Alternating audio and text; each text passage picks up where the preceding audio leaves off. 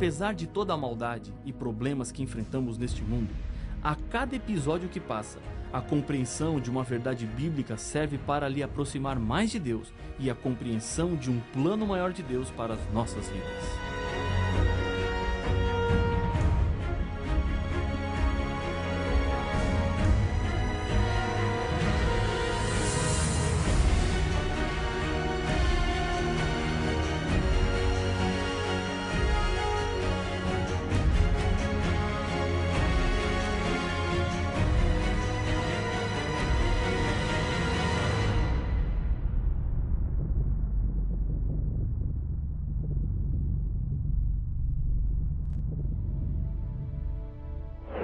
No Brasil, 99% da população diz acreditar em Deus, mas esse dado não é tão animador quando sabemos que apenas 59% leu alguma vez qualquer passagem da Bíblia e ainda menos de 40% frequentam regularmente uma igreja.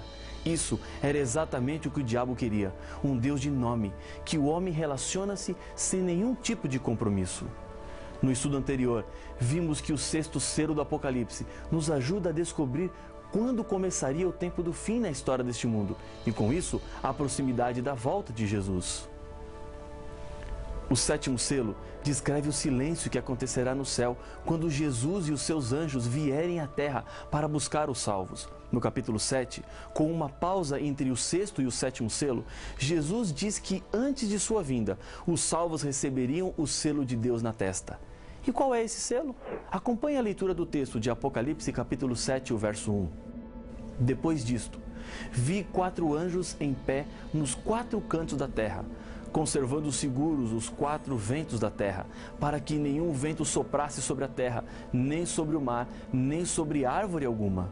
Os símbolos do Apocalipse precisam ser interpretados para entendermos o que é que está acontecendo neste momento que o texto bíblico descreve. Os ventos significam guerras, conforme está escrito em Jeremias capítulo 51, versos 1 e 2. Eis que levantarei um vento destruidor contra a Babilônia. Enviarei padejadores contra a Babilônia, que a padejarão e despojarão a sua terra. A guerra que Apocalipse 7 descreve viria dos 4 pontos cardeais da terra, ou seja, será uma guerra que atingirá todo o mundo. O verso 2 continua explicando a visão. Vi outro anjo que subia do nascente do sol, tendo o selo do Deus vivo, e clamou em grande voz aos 4 anjos, aqueles aos quais fora dado fazer dano à terra e ao mar, dizendo: não danifiqueis nem a terra, nem o mar, nem as árvores, até selarmos na fronte os servos do nosso Deus. Apocalipse capítulo 7, versos 2 e 3. Nas 2 grandes guerras mundiais, mais de 70 milhões de pessoas perderam a vida. Embora fossem guerras grandes e sangrentas, a terra não foi danificada como um todo, nem a vida marítima, nem o reino vegetal. Os anjos estão segurando ventos que farão com que a terra fique completamente envolvida pela maldade humana, que se manifestará de diversas maneiras. E esses ventos estão seguros até o momento em que todos os fiéis receberem de Deus um selo. Em 1961, no auge da Guerra Fria, os jornais publicaram a denúncia do senador australiano Thomas Morrow, assinalando que os Estados Unidos quase destruíram o mundo quando a rede automática de alarme contra ataques de foguetes em Nova York registrou erradamente um sinal de que um foguete havia sido disparado da Rússia contra os Estados Unidos. Morrow disse que, felizmente, um canadense que estava nos controles neste momento não apertou o botão para enviar um foguete contra a Rússia. Essa dúvida salvou o mundo, porque o erro poderia ter provocado um ataque dos Estados Unidos à Rússia, e esta naturalmente teria respondido. O alarme falso foi provocado por um sinal que rebateu na Lua. Ainda hoje, existe certa tensão quando o assunto são bombas atômicas. Acertos internacionais regulam normas, mas alguns países buscam desenvolver essa poderosa arma, como a Coreia do Norte e Irã, gerando um clima de insegurança em muitas nações do mundo. A Bíblia nos diz que o mundo terá fim, mas não será por causa de nenhuma guerra mundial provocada pelo ser humano. A volta de Jesus é o fim da história deste mundo. E antes de Jesus voltar, os salvos já estão marcados como separados. Em Isaías capítulo 8, verso 16, a Bíblia nos diz onde está o seu selo. Resguarda o testemunho, sela a lei no coração dos meus discípulos. Apocalipse 7 diz que o selo é aplicado sobre aqueles que já estão convertidos. Em outras palavras, aqueles que estão vivendo de acordo com a lei de Deus, procurando ser obedientes aos 10 mandamentos a cada dia. O selo era algo muito comum na época em que a Bíblia foi escrita. Ele dava autenticidade e importância onde era colocado.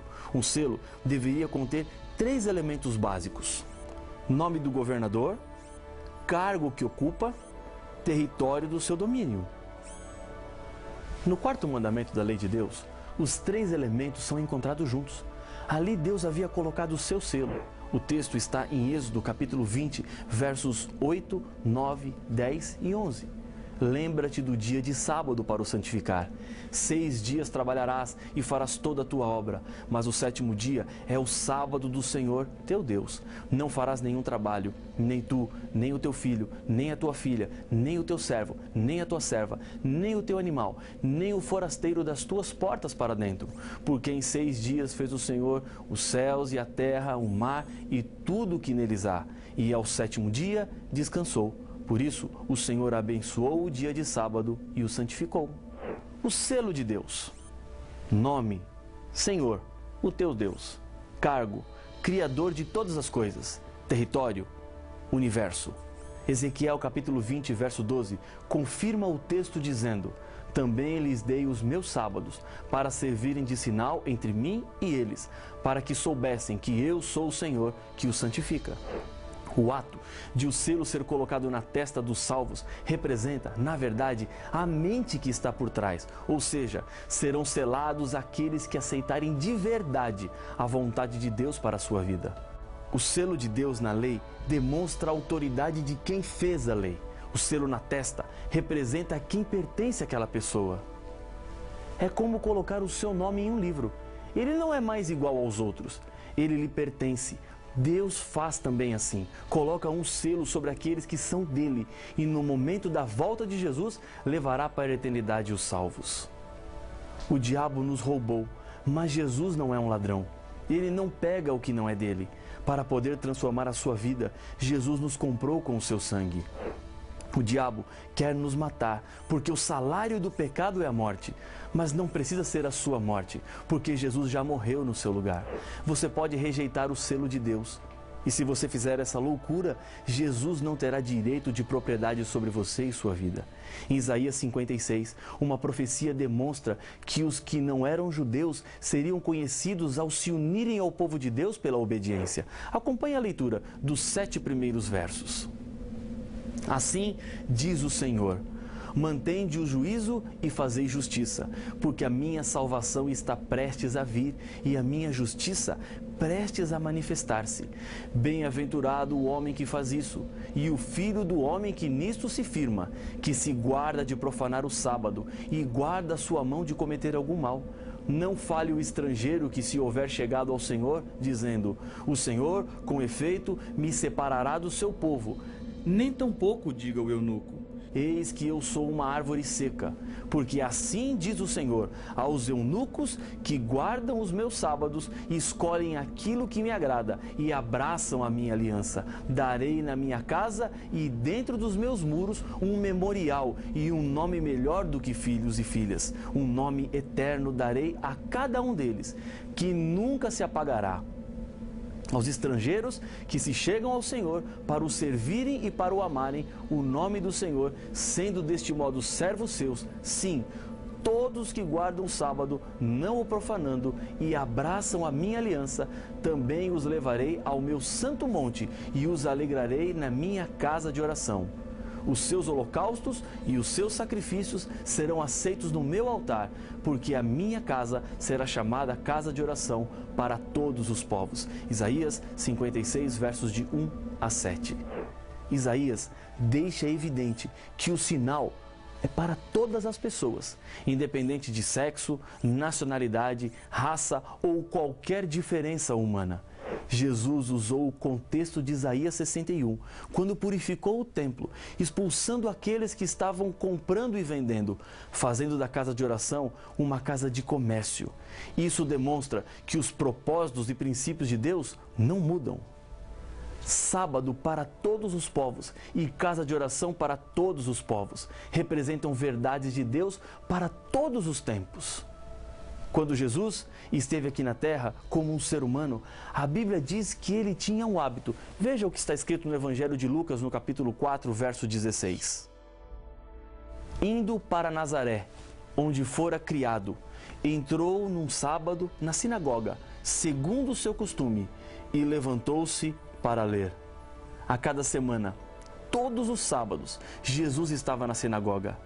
Ele estava dando um exemplo e muitas coisas que nós aprendemos foi feito pelo exemplo de outras pessoas. Ensinamos os nossos filhos através do exemplo. Essa era uma das estratégias de Jesus. O sábado é um dia reservado por Deus para ter um encontro com você. Deus está lhe convidando para ir à igreja no sábado e passar momentos agradáveis e felizes com o Criador da sua vida. Um argumento usado para dizer às pessoas que hoje não precisamos mais obedecer ao quarto mandamento é dizer que Jesus ressuscitou no domingo. Então, agora, esse passou a ser o dia do Senhor. Está certo? Não. Estaria certo se a Bíblia dissesse isso, mas como não diz, isso não é a verdade. A Bíblia diz até mais.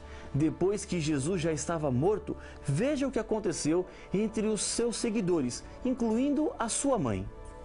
Então, retiraram-se para preparar aromas e bálsamos, e no sábado descansaram segundo o mandamento.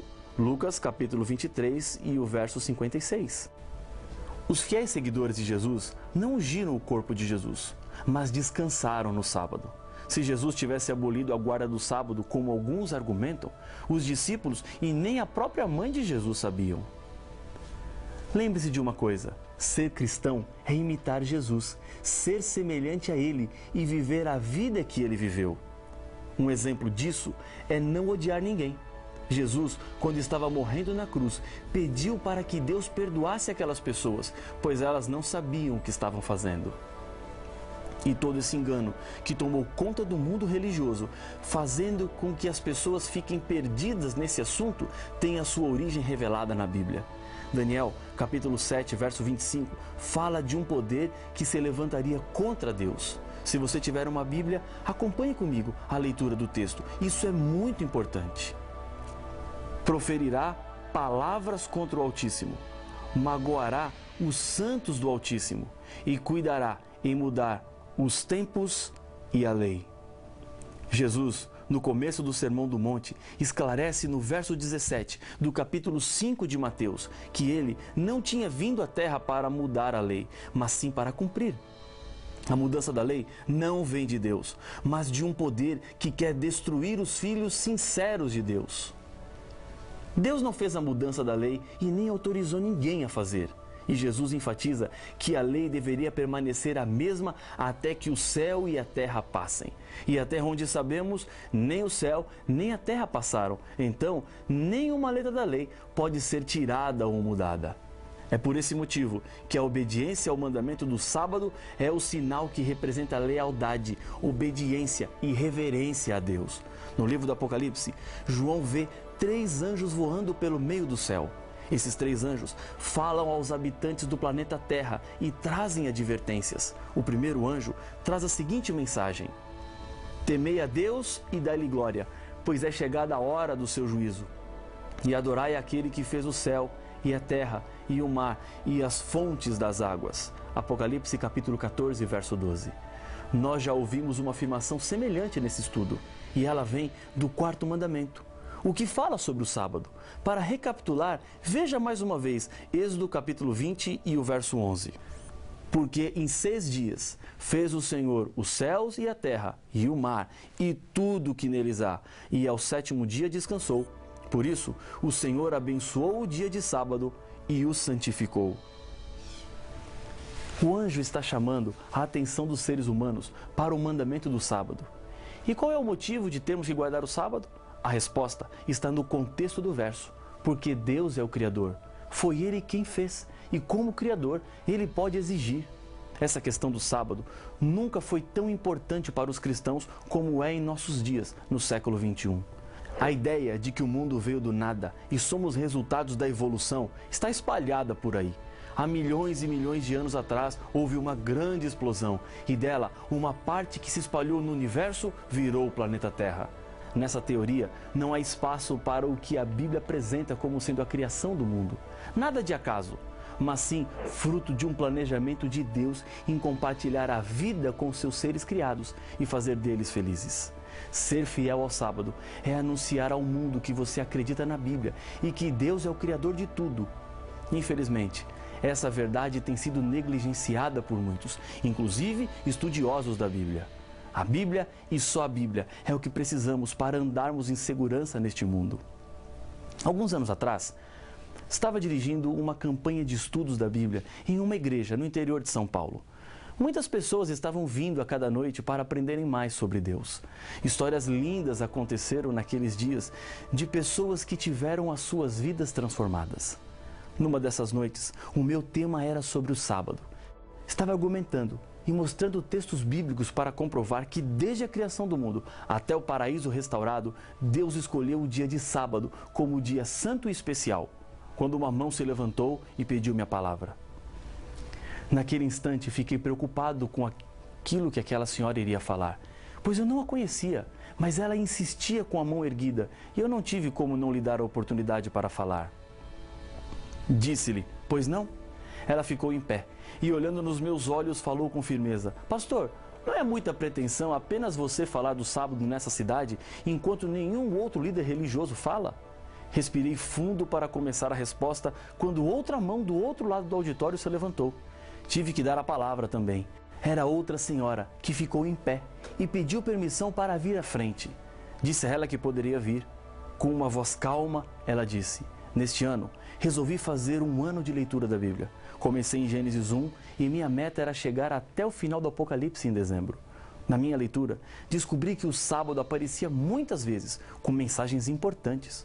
Ontem à noite, procurei o líder religioso da minha igreja, com esta dúvida no meu coração, e o que ele me falou é a razão por que eu estou aqui hoje à noite. E eu lhe perguntei: o que foi que ele disse? Ela então completou: ele falou-me que, na verdade, a Bíblia fala da guarda do sábado, mas eles não poderiam ensinar isso lá, porque senão a igreja ficaria vazia. Você está entendendo o que eu estou querendo lhe dizer? Não estou falando que é fácil, estou lhe dizendo a verdade. Mais do que isso, quando você quer fazer a vontade de Deus, Ele proporciona os meios para você conseguir. Tenho sido testemunha de histórias impressionantes e o mesmo Deus quer fazer na sua vida. Não tenha dúvida disso. Decida agora fazer a vontade de Deus e ser fiel ao sábado bíblico. E eu tenho certeza que as bênçãos do Senhor repousarão sobre a sua vida. Se esse é o seu desejo, se essa é a sua decisão, ore comigo. Senhor, obrigado pelas claras mensagens que temos em Tua Palavra. Aprendemos mais uma, a verdade sobre o sábado. Ajuda-nos a vivermos de acordo com ela, pois nós colocamos o nosso coração nas Tuas mãos, em nome de Jesus. Amém.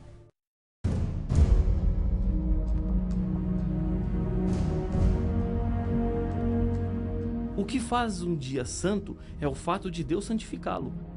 E a Bíblia nos revela que o único dia que Deus santificou foi o dia de sábado. Então, se o domingo não é um dia santificado, por que muitos o guardam? Onde temos provas que o domingo não é o dia de guarda? Para saber as respostas, não perca o próximo episódio de Apocalipse, o fim revelado.